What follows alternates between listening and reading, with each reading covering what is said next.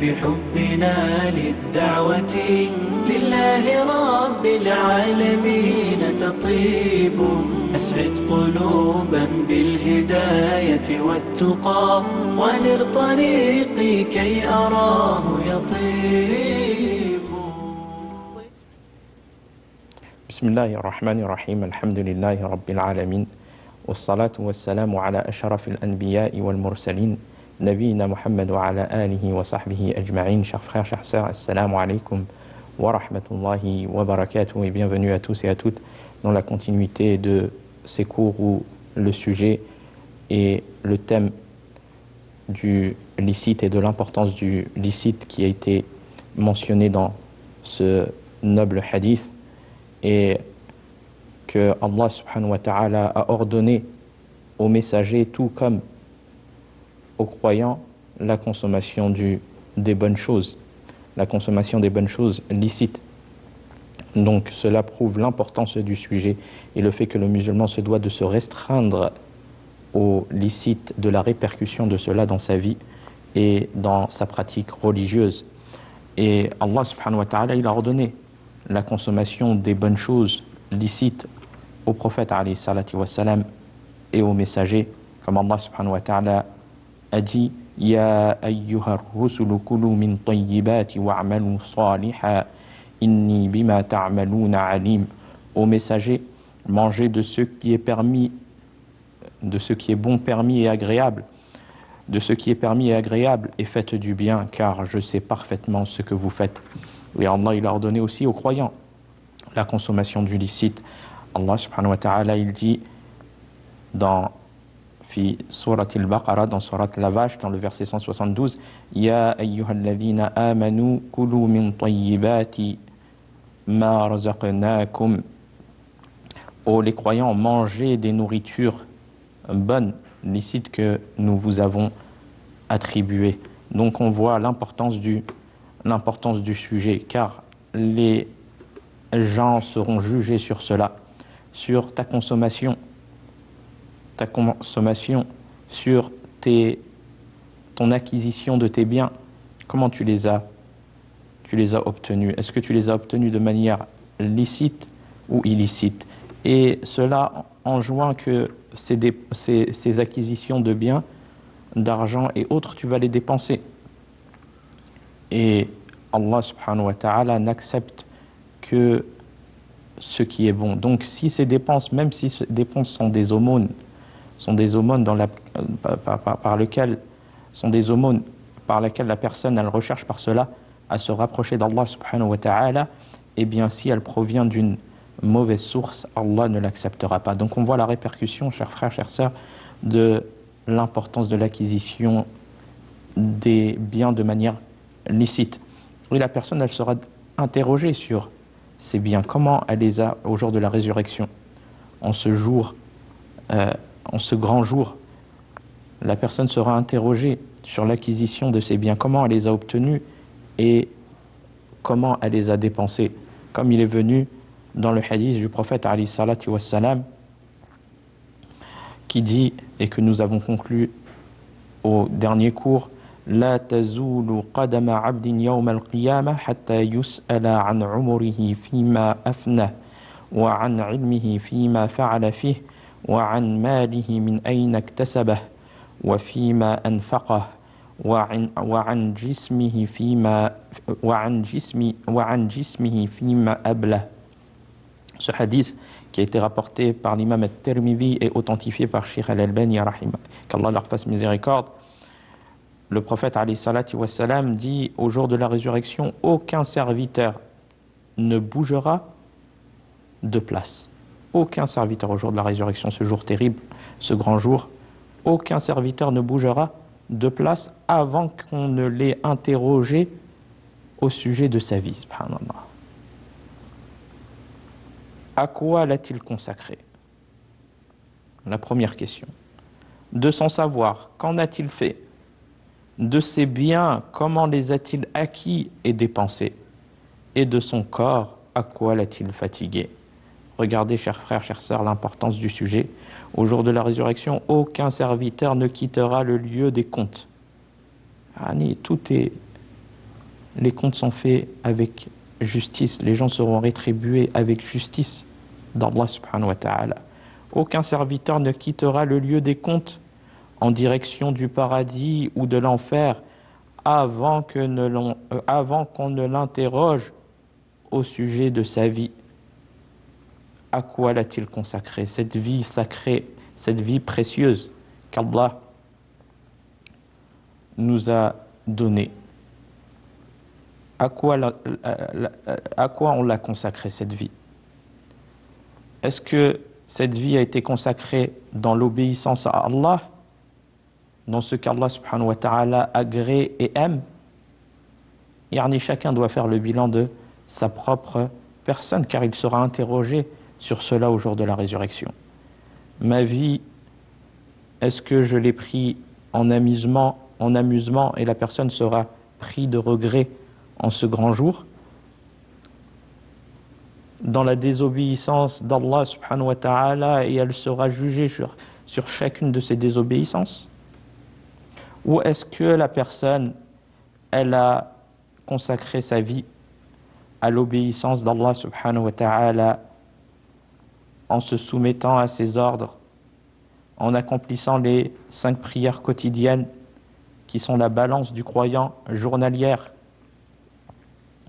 dans les bonnes paroles, dans la lecture du Coran, dans le bon conseil à ses frères, et dans l'évocation d'Allah, et toute bonne œuvre qu'Allah subhanahu wa ta'ala aime et agrée. Car la personne sera jugée sur cela, et la vie, c'est une seule occasion. Les gens qui ont quitté ce bas monde souhaiteraient être à notre place, ne serait-ce que pour œuvrer des œuvres qui leur sont profitables dans leur au-delà. Et nous avons toujours la possibilité d'œuvrer, nous avons toujours la possibilité de nous repentir de nos mauvaises actions. Tout cela est à notre portée, à partir du moment que nous sommes toujours en vie. Donc cette vie-là, elle est précieuse, et la personne sera interrogée sur chaque instant de sa vie. Et à quoi l'a-t-elle consacrée? À l'obéissance d'Allah ou à la désobéissance d'Allah? Chacun doit faire le bilan de sa propre personne de manière journalière, car chaque instant qui part, il n'y a plus possibilité d'y revenir. De son savoir, qu'en a-t-il fait? Ça, c'est une autre question qui sera posée à la personne. A-t-il œuvré selon ce qu'il a appris ou non? C'est un mérite, le fait d'apprendre et le fait de connaître.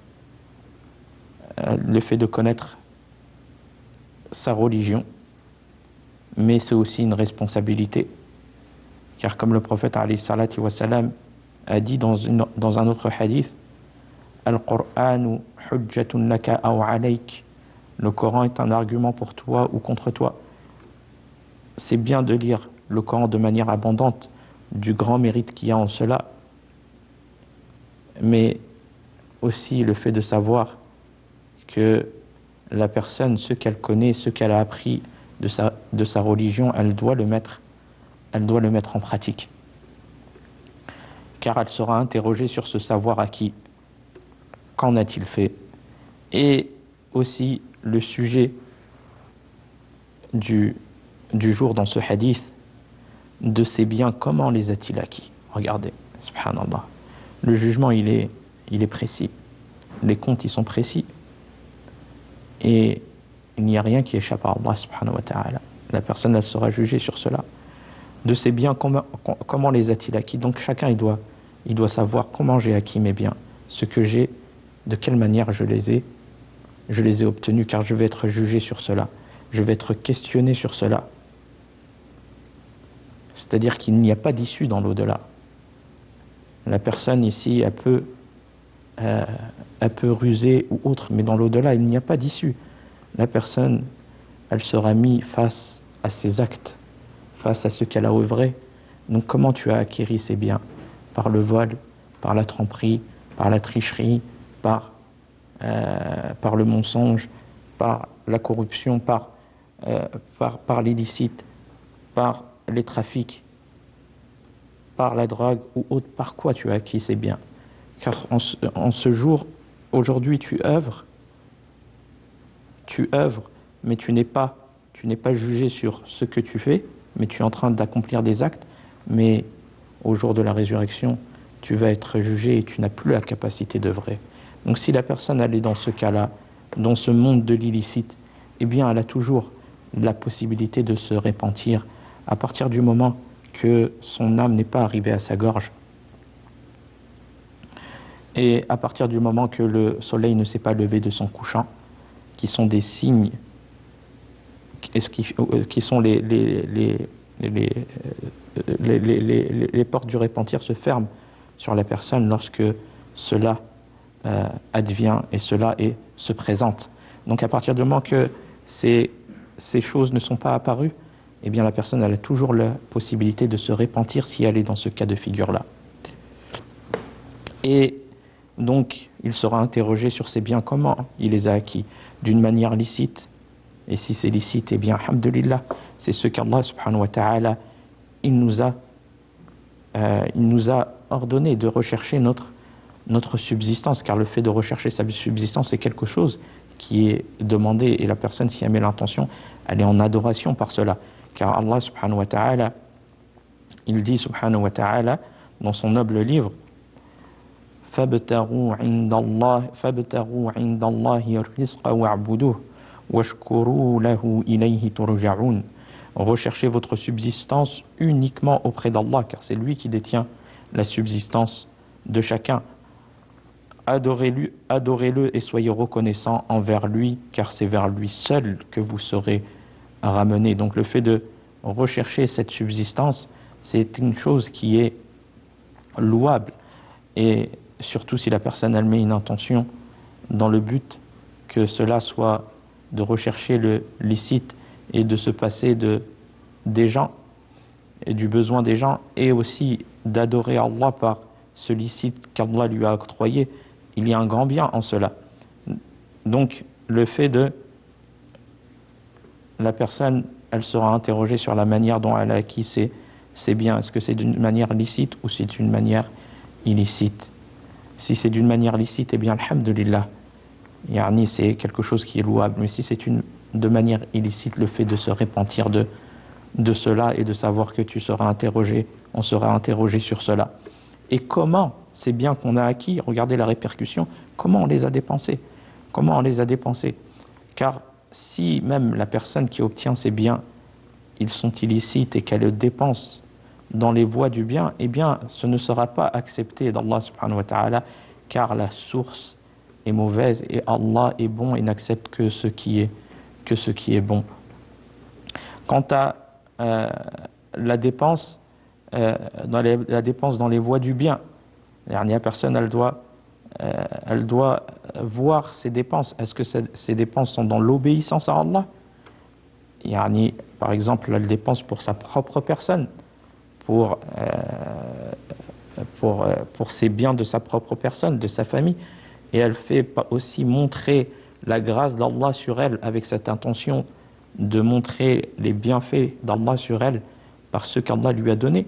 Eh bien cela c'est louable et c'est une chose qui est bien, et la personne elle se rapproche d'Allah par cela, par cette bonne intention là, le fait de montrer les bienfaits d'Allah sur elle, sur ce qu'il a comme monture, comme maison, comme vêtements ou toute autre chose. À partir du moment que c'est licite, il n'y a pas de mal en cela religieusement. Quant à la personne qui dépense ce qu'Allah lui a donné, il le dépense dans la désobéissance. Il le dépense dans ce qui met en colère Allah subhanahu wa ta'ala. Il le dépense dans les voies du mal. Et Allah il t'a donné argent.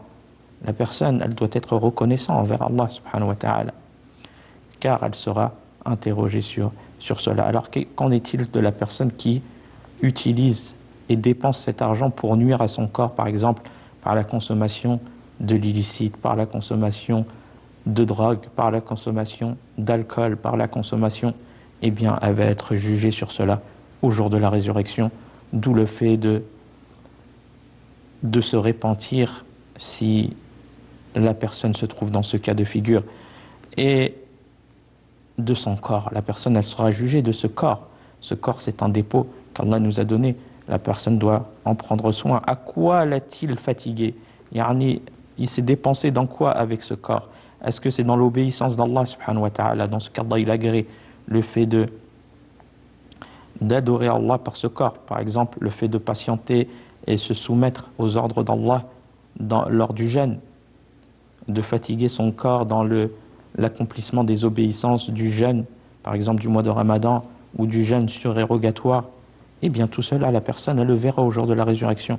Dans le fait de se rendre à la mosquée et de marcher de longues minutes pour se rendre à la mosquée, ou un lent chemin pour se rendre à la mosquée, eh bien elle verra cela au jour de la résurrection. Le fait de voyager pour le pèlerinage, l'accomplissement du pèlerinage et ce que ça peut engendrer comme fatigue, eh bien elle s'est fatiguée par ce corps-là dans l'obéissance d'Allah subhanahu wa ta'ala et elle le verra au jour de la résurrection. Quant à celui qui a fatigué son corps dans la désobéissance, ce corps-là, il n'en a pas pris soin. Il l'a fatigué dans la désobéissance à Allah subhanahu wa ta'ala. Eh bien, il le verra au jour de la résurrection. La personne qui a fatigué son corps par la consommation de l'illicite, par la consommation de substances nocives, par la consommation de drogue, par la consommation de toutes sortes de drogues ou d'alcool, il a fatigué ce corps qu'Allah lui a donné, précieux et sacré. Il l'a fatigué dans des voyages, dans l'illicite et la recherche de l'illicite et l'accomplissement de l'illicite, dans des nuits de fête ou autres, dans l'illicite. Tout cela, la personne, elle œuvre aujourd'hui, mais demain, elle sera jugée sur ses actes et l'accomplissement de ce qu'elle a et de ce qu'elle a accompli de son corps. Donc la personne, elle se doit de ressentir cela et qu'elle vivra ce jour-là et qu'elle sera jugée sur ses actes. Donc le fait que de craindre Allah subhanahu wa ta'ala et de se repentir à partir du moment que les portes du repentir sont ouvertes. Et de même, Allah subhanahu wa ta'ala, il n'accepte que l'action qui est bonne, que l'action qui est bonne, qui est sincèrement vouée à lui subhanahu wa ta'ala. Car Allah subhanahu wa ta'ala, il nous a ordonné de l'adorer lui seul. Allah azza wa jalla, il dit wa'budullah wa la tushriku bihi shay'a, et adorer Allah et ne lui donnez pas d'associé. Et Allah subhanahu wa ta'ala nous a créé dans le but de l'unifier dans l'adoration.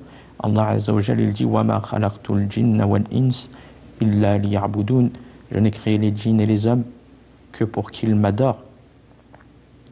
Et le prophète alayhi salatu wa salam, il dit dans un hadith innamal a'malu bin niyat, que chaque œuvre, innamal a'malu bin niyat wa innama likulli mar'in ma nawa, que chaque œuvre valent, que les œuvres ne valent que par leur intention, et chacun sera jugé selon leur intention. Quelle est la motivation qui m'a poussé à accomplir cet acte-là? S'il est sincère, eh bien il sera accepté d'Allah subhanahu wa ta'ala, car Allah est bon et n'accepte que ce qui est bon. Quant au fait que l'œuvre n'est pas sincère, eh bien elle ne sera pas acceptée d'Allah subhanahu wa ta'ala, même si cette œuvre est immense, ou cette œuvre ces œuvres sont nombreuses. Donc le fait de prendre garde à cela, car Allah subhanahu wa ta'ala n'accepte pas qu'on lui donne quelconque associé dans son adoration. La personne qui œuvre, par exemple, que ce soit qu'elle associe à Allah autre qu'Allah, que ce soit une association majeure ou une association mineure, cela n'est pas accepté d'Allah subhanahu wa ta'ala, car Allah subhanahu wa ta'ala se passe de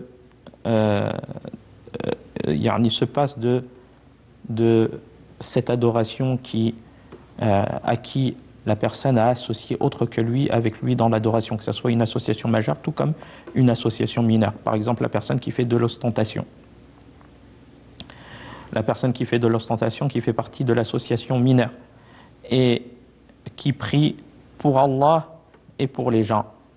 Pour Allah et pour les gens. Pour se faire montrer des gens, pour avoir éloge des gens, pour se faire entendre des gens.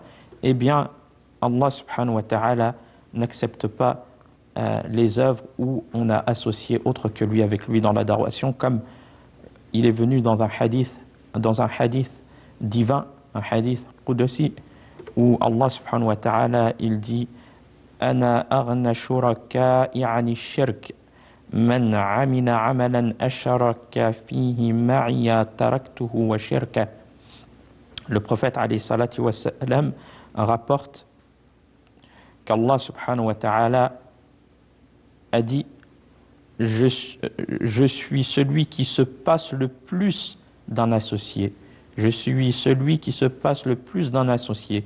Quiconque accomplit une œuvre dans laquelle il m'associe à autrui, je l'abandonne, lui ainsi que son association.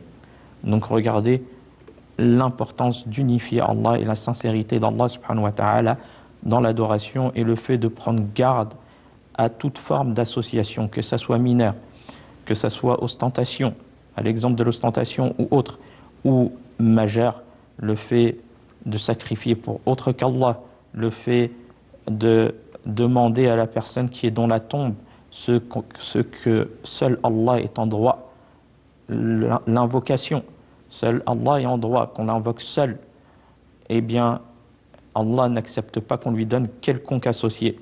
Donc dans ce hadith Qudsi, son hadith divin qui a été authentifié par l'imam Muslim, le prophète sallallahu alayhi wa sallam a dit que Allah subhanahu wa ta'ala, Allah azza wa jal, dans ce hadith divin, se désavoue de l'œuvre qui est mélangée à de l'ostentation pour un associé ou autre, car Allah n'accepte que les œuvres qui ont été sincèrement accomplies pour lui. Donc voilà une des conditions d'acceptation des œuvres. Et la deuxième condition, qu'elle soit sur le suivi du messager d'Allah sallallahu alayhi wa sallam et donc sans innovation.